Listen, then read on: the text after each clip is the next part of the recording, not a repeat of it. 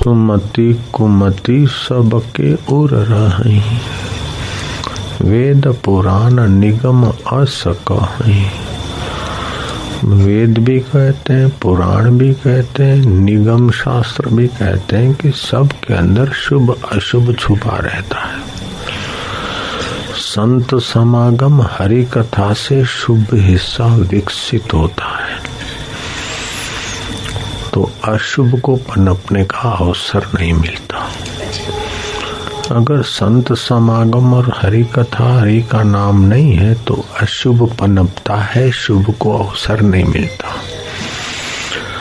अशुभ को पनपना आसान है, शुभ के पनपाने में पुरुषार्थ है। जैसे बरसात पड़ती है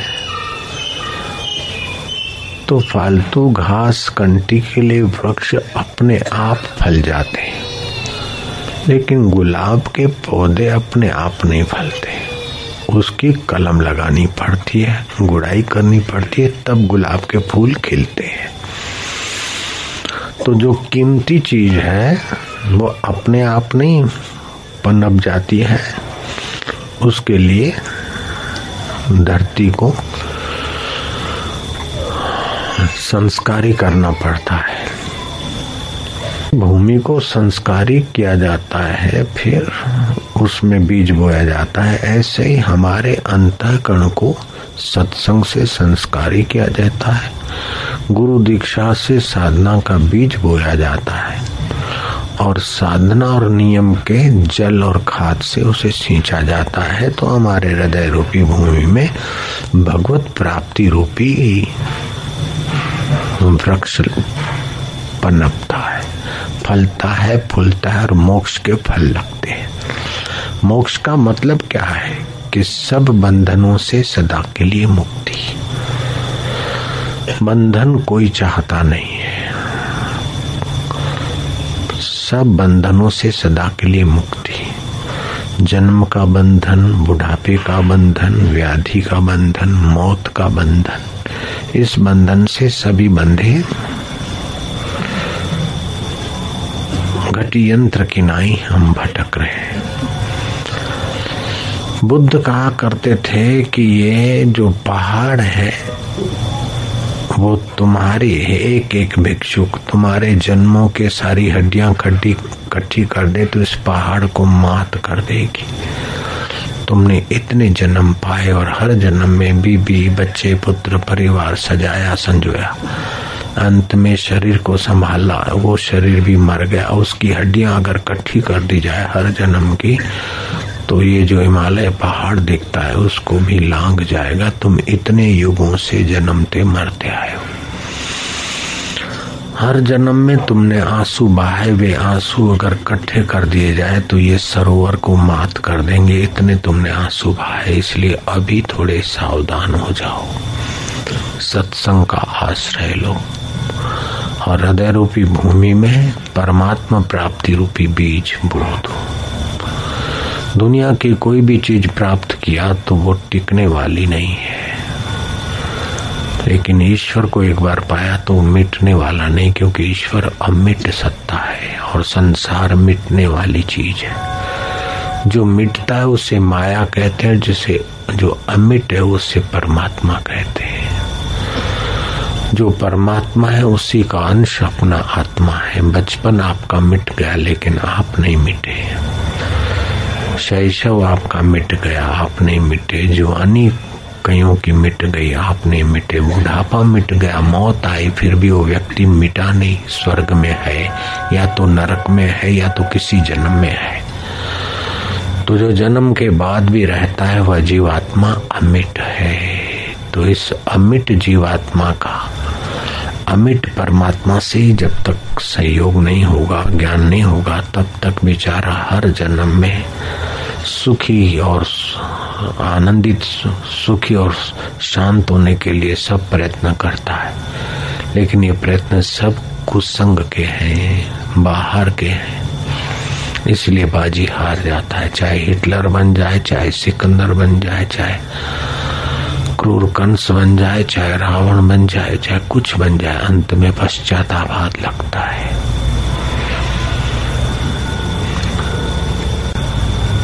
शिष्य ने पूछा, गुरुदेव कि कर्ण इतना दानी था और दोस्ती निभाने में अव्वल नंबर था और पांडवों का छठा भाई था, फिर भी कर्ण मारा गया और परास्त हुआ और अर्जुन जीता, इसका क्या कारण? गुरुजी ने कहा ऋषिवर ने कि बेटा, चिंतन की धारा विपरीत थी। वो कौरवों को साथ, दुर्योधन को साथ दे रहा था।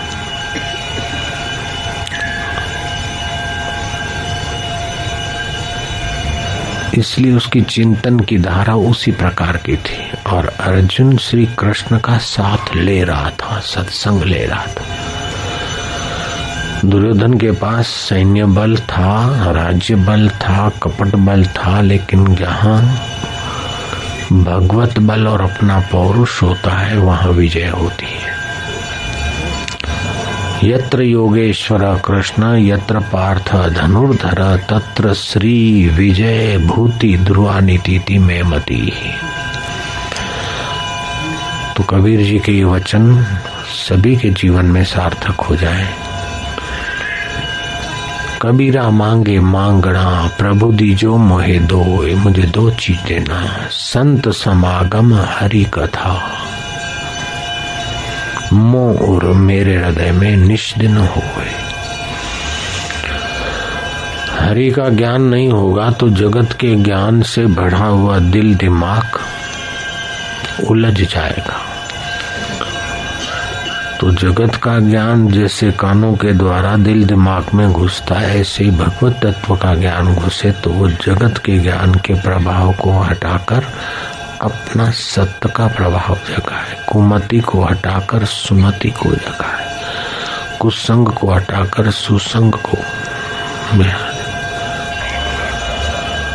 धन्ना जाट सत्संग मिल गया, भगवान के दर्शन करने तक की योग्यता के लिए। शबरी भीलन शादी के फेरे फिर रहे थे और पंडित ने कहा सावधान। शबरी ने देखा कि संसार में फंस जाएंगे, छेड़े खोल के चल दिया मतंग ऋषि के आश्रम में। शबरी को सत्संग मिला। शबरी के खानदान में कोई कल्पना नहीं कर सकता है कि एक भीलन इतनी प्रसिद्ध होगी कि बड़े बड़े संत भी उसकी गाथा गाएंगे और राम उसके झूठे पैर खाएंगे। तो शबरी में जो सत्संग का अंश छुपा था, मतंग ऋषि के संपर्क से, साधना से शबरी के हृदय की भूमि खेड़ी गई और भगवत प्राप्ति का बीज डाला गया और शबरी ने उसे सींचा। सीधा गणित है। उसी पुलस्त ऋषि के कुल में पैदा हुए रावण और कुंभकर्ण और विभीषण। कुंभकर्ण का अपना चिंतन की धारा है, रावण के चिंतन की धारा अपनी है, लेकिन विभीषण की धारा ऊंची थी तो ईश्वर प्राप्ति में सफल हो गया विभीषण।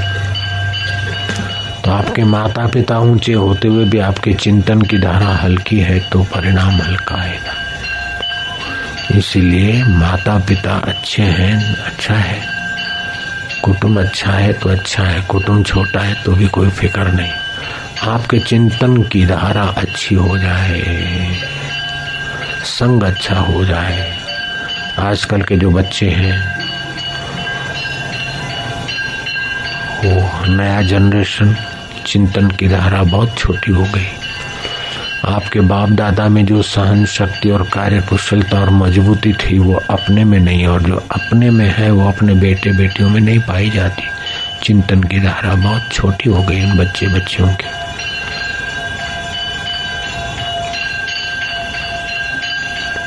अभी जो पुराने लोग हैं 80 साल के 90 साल के देखे जाते हैं, लेकिन आने वाला जनरेशन 80 साल का जीवन जिएगा कि नहीं, इस प्रश्न है बड़ा। चिंतन की धारा ऊंची हो तो एक होता है सामाजिक चिंतन, भाई सद्व्यवहार करे, सब ईश्वर का रूप है, अपने आत्मा रूप है, सबसे प्रेम से करे, ठीक है। दूसरा है दैविक चिंतन और तीसरा है तात्विक चिंतन। तो तात्विक चिंतन करते करते तत्व स्वरूप में टिक गए तो पार हो गए, और तात्विक चिंतन निश्चिंतता ले आता है। एक है प्रकृति और दूसरा है पुरुष, एक है माया और दूसरा है अधिष्ठान। राम ब्रह्म परमार्थ रूपा। श्री रामचंद्र जी कैसे हैं कि ब्रह्म स्वरूप है। राम नाम जिम जपहि जागहि जोगी, प्रपंच विरंच विरंच वियोगी। ब्रह्म सुख अनुभव अनुपा, अकथन अनामय नाम न रूपा। जो ब्रह्म सुख है, उस ब्रह्म सुख की प्राप्ति जब तक नहीं हुई तब तक कितना भी धन कमा ले, मजूरी हाथ लगेगी संभालने की। कितनी भी सत्ता कमा ले पाले, लेकिन मिथ्या शरीर का नाम का नाम होगा, हमें क्या मिल जाएगा। मेरा बड़ा नाम है, मेरे बड़े आश्रम है, मेरी बड़ी गद्दियां हैं, मेरे बड़ी फैक्ट्रियां हैं, मेरी बड़ी पोस्ट है, मैं बड़ा प्रधानमंत्री हूँ, लेकिन भैया ये शरीर का नाम थोपा हुआ है माया के ऊपर। नाम का नाम हुआ, आपको कुछ नहीं मिला धोखे के सिवाय। आजकल तो उसी में लोग लगे, मैं कुछ दुनिया में नाम कर जाऊं, लेकिन मैं क्या हूं उसको तो खोज लाला। आपको क्या क्या अनुभव होते हैं इसका कोई महत्व नहीं तात्विक जगत में। मेरे को कृष्ण के दर्शन हुए, मेरे को सपने में ऐसा दिखा, गुरु जी ऐसे दिखे, ऐसे शेषनाग दिखे, इसका कोई तात्विक जगत में ज्यादा मूल्य नहीं। अनुभव क्या क्या हुए उसका मूल्य नहीं, लेकिन अनुभव किसको हुआ उसको खोजा आपने तो वाह वाह, धन्य हो आप। अनुभव जिसको होते वो मैं कौन हूँ। ऐसे ही उपासना का फल क्या है कि किसी देवी देवता को प्रकट करना इतना महत्वपूर्ण नहीं है। दुष्चरित्र से चित्त उपराम हो जाए, ये उपासना का फल है। विक्षेप के समय भी चित्त में समता शांति बनी रहे, ये उपासना का फल है। तो कुछ भी करके हमारे चित्त रूपी भूमि में सत्संग के बीज बोए जाए। सनकादि ऋषि 4 थे, जन्मजात सिद्ध पुरुष थे, उसमें से 3 श्रोता बनते थे और एक वक्ता ब्रह्मचर्चा करते, तात्विक चर्चा करते। श्रोता बनते तो नीचे बैठते, तो नीचे बैठने में अपने में हीन बुद्धि नहीं होती है सत्संग, और ऊंचा बैठकर जो सत्संग करते उनमें अहम बुद्धि नहीं होती। ये सत्संग की विशेषता है। जो ऊंचे बैठे हैं मैं विशेष हूँ और जो नीचे बैठे हैं हम हीन है, ऐसी भ्रांति नहीं होती। भगवत चर्चा का ये एक महत्वपूर्ण प्रसाद है। तो ये सत्संग से मिलता है और सत्य एक परमात्मा है। सत्य अपरिवर्तनशील है, एक रस है, सदा रहने वाला है, और मिथ्या बदलता है। तो शरीर मिथ्या है, दुख सुख मिथ्या है, मान अपमान मिथ्या है, जन्म मरण मिथ्या है, लेकिन मेरा आत्मा सत्य स्वरूप है। जहाँ से मैं उठती है वह चैतन्य सत्य स्वरूप है। फिर मैं फलाना हूँ ये माया है। सुनकर मैं मनुष्य हूँ, मैं गुजराती हूँ, मैं फौजी हूँ, मैं खोजी हूँ, मैं प्रधानमंत्री हूँ, ये सब माया का रूप है। तो मैं कौन हूँ उसको खोज लिया, वाह वाह, उसने सारे काम कर लिए। और उत्तम तरीका है उत्तम साधक के लिए, तात्विक साधक के लिए, कि आकाश पर दृष्टि को स्थिर करे एकांत में। इससे मानसिक शांति और आंतरिक बल, आकाश जैसे सबको ठोर दे रहा है, ऐसे पर ब्रह्म परमात्मा चिदाकाश सबको ठोर दे रहा है। तो जिनकी उत्तम स्थिति होती है वे आकाश की तरफ एक टक देखे देखे देखे अथवा श्वासोश्वास को गिनते शांति का अनुभव करते। तो जितनी शांति अंतरात्मा में लेंगे उतना ही चित्त में संकल्प सामर्थ्य फलता है। जितना वैवा पीड़ोत भवती सिद्धया, जितना कष्ट सहते धर्म पर अडिग रहते उतना संकल्प बल बढ़ता है। जितना सत्संग में चित्त रहता है उतना सहज समाधि का सुख प्राप्त होता है। बिनु सत्संग विवेक न हो गई। 1000 वर्ष की समाधि कर ले, उससे भी 2 क्षण सत्संग तात्विक ऊंचा है।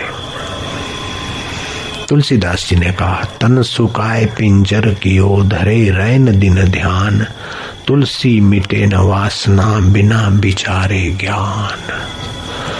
तो सत्संग हमें प्रेरणा करता है कि आप विचारो कि दुख किसको होता है। दुख आए तो दुख में बहिए मत, मान आए तो मान में फूलिए मत, अपमान आए तो अपमान में दबिए मत। ये किसको होता है? तो ये तात्विक चिंतन है। ये तात्विक चिंतन आपको बहुत ऊंचा बना देगा। दूसरा है कि सुबह नींद में से उठे तो जहाँ भ्रूमध्य के बीच में तिलक करते हैं वहां थोड़ा स्पर्श कर दे, मत्था टेक के पड़े रहे थोड़ी देर। तो जो जीवनी शक्ति है, ओरा ऊर्जा, वो सारी शिव नेत्र में आएगी, जहां से विचार की सुंदरता, जिसे अभी विज्ञान ने कहा पिनियल ग्रंथि का विकास होता है। विज्ञानी भी लगे हैं भारतीय योगियों की खोज अनुभवों की महत्ता को जानने को। तो ये पिनियल ग्रंथि में पावर है, ऐसा विज्ञानी बोलते हैं। विज्ञानियों ने दूसरा भी एक बढ़िया काम किया कि वो बोलते हैं कि मनुष्य की खोपड़ी में 2 मस्तिष्क हैं, एक सूर्य नाड़ी से संचालित होता तो दूसरा चंद्र नाड़ी से, और दोनों मस्तिष्कों में, दोनों मगजों के बीच शरीर में लगभग 10 अरब जितने, मतलब 1000 करोड़ जितने न्यूरॉन्स हैं। अभी विज्ञानी बोलते हैं कि हमारी खोपड़ी में 10 अरब मतलब 1000 करोड़ जितने न्यूरॉन्स हैं, विज्ञानियों की भाषा। लेकिन अपना योग दर्शन कहता है कि 10 से भी ज्यादा, 11-12 अरब तक भी ये सूक्ष्म कोश है। वो एक एक कोश मतलब एक एक न्यूरॉन्स आपके ग्रह नक्षत्र का मॉडल है, प्रतिनिधित्व कर सकता है। आप अगर साधना करके उन न्यूरॉन्स को विकसित करते हैं तो आपके संकल्प के अनुसार ग्रह नक्षत्र चांद सितारे में उथल पाथल हो सकती है, और वृक्षों में, फलों में, फूलों में, वस्तुओं में उथल पाथल हो सकती है। ऐसे एक मेरे मित्र संत हैं जो यूं मेरे को दिखाते हैं, लोगों को भी दिखाते हैं। देखो ये अंगूठियां, एक सरदार था तो लोहे का कड़ा पहनते हैं, बोले मेरे को बताया, देखो महाराज इसको सोने का बना देते अपन। तो यूं करके हाथ घुमा के सोने का बना दिया। चांदी की अंगूठी ली किसी की, उसकी सोने की बना दी। तो ये न्यूरॉन्स विकसित होते हैं तो पदार्थों में परिवर्तन हो जाता है। रामकृष्ण को किसी ने पूछा कि प्रभु आप कहते हैं कि सब में एक परमात्मा है, एक सत्ता है, ये एक सत्ता ही हम कैसे जाने, कैसे माने? हमको तो विश्वास नहीं होता कि सब में एक सत्ता है।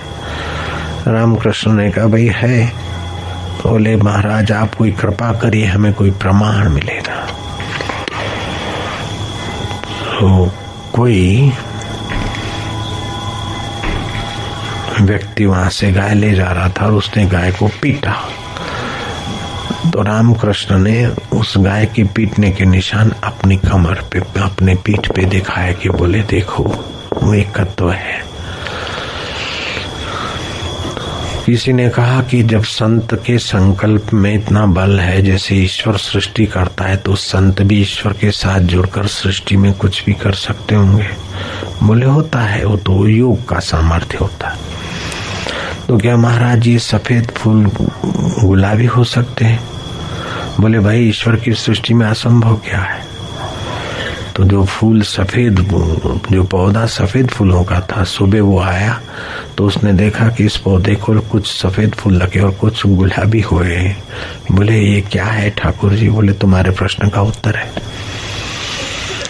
तो मेरा कहने का तात्पर्य नहीं कि आप सफेद फूलों के पौधे को गुलाबी कर दीजिए अथवा आप लोहे के कड़े को सोने का कर दीजिए। एक कोई बड़ी ऊंची बात नहीं है, आखिरी बात नहीं। ऊंची बात तो यह है कि आप अपने से अभिन्न जो परब्रह्म परमात्मा है, आप जो चाहते हैं वो पा लीजिए, ऊंची बात ये है। तो बाबा जी हम तो चाहते हैं बेटे की शादी, गलत बात है। हम प्रमोशन चाहते हैं, गलत बात है। आप ये नहीं चाहते। प्रमोशन से, शादी से, त्याग से, वैराग से, राग से आप दो ही चीज चाहते हैं। एक तो चाहते आनंद और दूसरा चाहते शांति, अर्थात रस और शांति चाहते। तो हम ये नहीं कहते कि भगवान को पालो। मनुष्य की मांग का नाम है परमात्मा। मनुष्य की मांग है शांति और आनंद। वो शांति और आनंद जाए वही परमात्मा है, परमानंद है। इसलिए थोड़ा थोड़ा आनंद के लिए भटक भटक के माया में हमारी जिंदगियां बीत गई। नानक ने कहा पूरा प्रभु आराधिए, पूरा जा का नाम, नानक पूरा पाइए पूरे के गुणगान। तो कबीर जी कहते हैं, कबीरा मांगे मांगना प्रभु दीजे मोहि दोय, संत समागम। संत मतलब जिसके जन्म मरण का अंत करने वाली मति जागृत हो गई, जिसकी वासनाओं का अहंता ममता का अंत हो गया, जिसको अंतःकरण और शरीर से मैं मानने का अंत हो गया, वह संत समागम। हरि कथा, संत का समागम और हरि की कथा, ये दो चीज प्रभु मुझे दीजिए। तो आम आदमी भले इतनी ऊंचाई त्याग की, इतनी ईश्वर प्राप्ति की ललक न हो, फिर भी कम से कम भगवान नाम जपे और भगवत प्रीति के लिए जपे। तो भगवान नाम से जो रस आएगा वो बुद्धि को शुद्ध करता जाएगा। नाम जपत मंगल दिशा दसहु, नाम प्रसाद शंभु अविनाशी। तो नाम जपने की भी रीत शुरू में वैखरी से जपे, फिर धीरे धीरे मध्यमा से जपे, फिर पश्चंती से, फिर परा से। नाम के अर्थ में विश्रांति, तो भगवत रस आने लगेगा, भगवत सामर्थ्य जगेगा और भगवत प्रसाद की प्राप्ति होगी। गीता ने कहा प्रसादे सर्व दुखा नाम हानि रस्योपजायते, प्रसन्न चेत सोयासु बुद्धि पर्यवितिष्ठते। फिर वो बुद्धि उसमें बैठेगी, पर ब्रह्म पर। फिर आपकी बुद्धि बुद्धि नहीं रहेगी, रितम भरा प्रज्ञा हो जाएगी। रित माना वो सत्य, सत्य से भरी हुई मति हो जाएगी। जैसे लोहे की पुतली जंग लग गई नाली में, आपने उठाकर साफ करके अलमारी में रख दी, लेकिन वहां भी समय पाकर जंग लगने का भय है। उसी लोहे की पुतली को आपने पारस से स्पर्श करा दिया, अब आप गटर में भी डाल दे तो सोने को जंग नहीं लगेगी। ऐसे ही मति को कितना भी आप स्वच्छ करो, कितना भी शुद्ध करो, फिर भी उसको अशुद्धि की जंग लगेगी। एक बार अपने परब्रह्म परमात्मा तत्व के साथ उसका जरा सा साक्षात्कार करा दो, मिलन करा दो, फिर आपकी मति संसार व्यवहार करे, कोई फर्क नहीं पड़ता। राजा जनक राज्य करते थे, कबीर जी ताना बुनते और जीवन भर करते रहे। रहत माया में फिरत उदासी, कहत कबीरा में उसका दासी।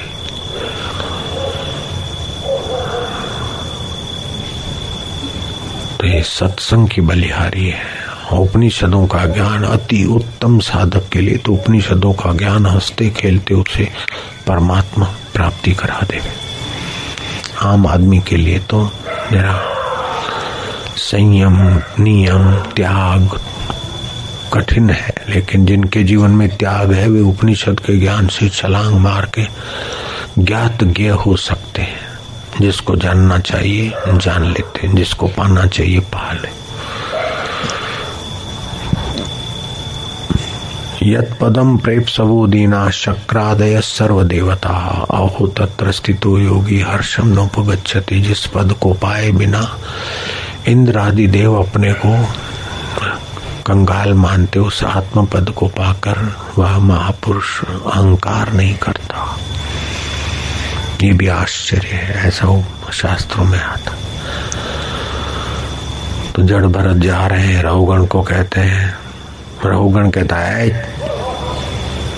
हे बाबा मेरी पालकी उठाओ। पालकी उठा ली। सिंध सौरभ देश का मैं राजा हूं, ठीक से चल। तो 3 का 4 का अर्थ एक बीमार पड़ गया, दस्त हो गया, तो जड़ भरत महापुरुष ऐसे फक्कड़ थे, कोपिनधारी शरीर टकट, जंगल में विचरते थे, मौन रहते थे। मौन से शक्ति का संचय होता है, लेकिन सत्संग मिले तो मौन से भी ऊंची बात है। मौन भी 4 प्रकार का होता है। वशिष्ठ जी ने इसका सुंदर वर्णन किया है। जो सदा मौन स्वरूप है, आत्मज्ञान में पहुंच गए तो फिर सदा मौन है। बोलते हुए भी आप मौन से ही जुड़े हैं, नहीं तो वाणी काष्ठ मौन, अमुक मौन आदि होता है। तो कहार की जगह पर जड़ भरत लगे। जड़ भरत कोई साधारण व्यक्ति नहीं थे, जिनके नाम से तुम्हारे सिंध, जिसके नाम से अजनाब खंड, ये अपना देश का नाम था अजनाब खंड। और इस शब्देव के पुत्र भरत ने जब संभाला और ऐसी सुंदर व्यवस्था की कि गायों के लिए चारा पानी और रहन सहन, पक्षियों के लिए दाना पानी पड़े, ऐसी व्यवस्था, और सड़कें और लोग धर्म युक्त जिए, ऐसी सुंदर व्यवस्था की। तो अजनाब खंड का नाम भारतवर्ष पड़ा, भरत के नाम से। उस भरत ने देखा कि यहाँ तो लोगों के लिए, शरीर के लिए व्यवस्था हो गई, लेकिन शरीर तो इनका भी मरेगा, मेरा भी मरेगा, अंत में क्या मिला। इतने बुद्धिमान भरत राजपाट को त्याग करके एकांत में गंडकी नदी के किनारे चले गए, कुटिया बना के रहते। त्रिकाल संध्या करते, सूर्य को अर्घ देते समय दोपहर को गर्भिणी हिरणी पानी पीने आई तो शेर ने दहाड़ लिया शिकार के लिए। तो गर्भिणी हिरणी घबराहट के कारण गंडकी नदी के उस छोर छलांग मारी। तो भयभीत हिरणी गर्भिणी थी, तो उसका बच्चा पानी में गिर गया और वो उस किनारे जा गिरी और अपने लोथ को घसीटती हुई किसी गुफा में जाकर दम तोड़ा उसने। राजा भरत को, अब महात्मा भरत कहेंगे अपन, महात्मा भरत जी को दया आ गई कि इसका बिचारी का कोई नहीं। तो उस बच्चे को अपने आश्रम में लाए, उसको चारा वारा खिलाते, दूध वूध पिलाते। हिरणी का बच्चा वैसे ही हिरण प्यारा लगता है।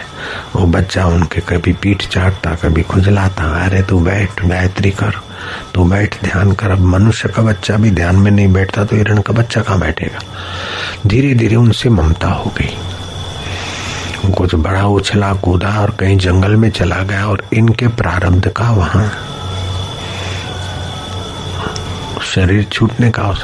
तो हिरणी का चिंतन करते करते शरीर छूटा के उसको बगड़ा तो नहीं खा गया, उसका तो कोई नहीं था, माई बाप भी मैं ही था, उसका मित्र भी मैं ही था। अरे बेचारे हिरणी का, उस हिरण का बच्चे का क्या होगा। तो ये भरत जी भूल गए कि जो अनंत काल से सबका साथी है वो अभी भी हिरण का है, आपका है, हमारा है। लेकिन उसका थोड़ा चिंतन हो गया तो दूसरे जन्म में हिरण बन गए। हिरण तो बन गए, कहाँ तो अजनाब खंड के सम्राट और कहाँ चिंतन। सत्संग के बदले हिरण संग का चिंतन हो गया। आत्म चिंतन, सोहम स्वरूप के चिंतन के बदले वो हिरण का चिंतन हो गया। तो दूसरा शरीर हिरण का मिला। लेकिन की हुई साधना व्यर्थ नहीं जाती। हिरण के शरीर में भी उनको एकादशी की स्मृति हो जाती कि आज 11 है, तो पत्ता तक नहीं खाते थे। डीसा से भी आगे एक संघ चला रामदेवरा जाने को। जोधपुर से आगे रामदेवरा तो आप जानते हैं, रामाबीर की समाधि। कुत्ता भी उनके साथ हो चला। कुत्ते को दे तो कुछ न खाए। वो 810 किलोमीटर का रन पैदल की यात्रा जो संघ चला था, जब वहां पहुंचे तो कुत्ते की हालत अब मरो हुई। तो संघ का जो आगेवान था वो जाके रामदेवरा के जो ट्रस्टी उनको कहा कि भाई साहब, हम तो भले रात हो गई है, कल दर्शन करेंगे, लेकिन एक भगत राज है, अगर उसने अभी दर्शन नहीं किया तो वो भगत राज है, रात को दम तोड़ देगा, पाप लगेगा। तो उन्होंने दरवाजा खोला, चलो भाई कर लो रामा पीर का। तो भगत राज कहाँ है? तो ले आए भगत राज। बोले ये भगत राज कुत्ता है? बोले भाई साहब, इसने हमारे साथ एक दिन भी अन्न नहीं लिया है और वो रामदेव जी का दर्शन करके फिर बड़ा प्यार से ओ करके बाद में कुछ उसने खाया। तो मानना पड़ेगा कि जैसे अब भी इस युग में हम देख रहे हैं तो भागवत की बात में तो संदेह करना अपराध है। तो वो भरत हिरण बन गए। हिरण के शरीर में एकादशी का व्रत करते थे। 3 साल उस शरीर में जिए। बाद में उनका हिरण का शरीर अंत हुआ। किसी ब्राह्मण के घर उनका जन्म हुआ और ब्राह्मण ने उनका नाम भरतरी रख दिया। अब उनको अगले जन्म की स्मृति थी कि मैंने दोस्ती की और चित्त लगाया हिरण में, तो हिरण का शरीर में भटकना पड़ा। तो अब चित्त तो अपने अंतरात्मा में सोहम स्वरूप में लगाएंगे। तो वो जड़ जैसा व्यवहार करते। स्कूल में कोई पढ़ा है तो बोले पढ़ना क्या है, जिससे सारा पढ़ा जाता है उसी को तो पढ़ना है।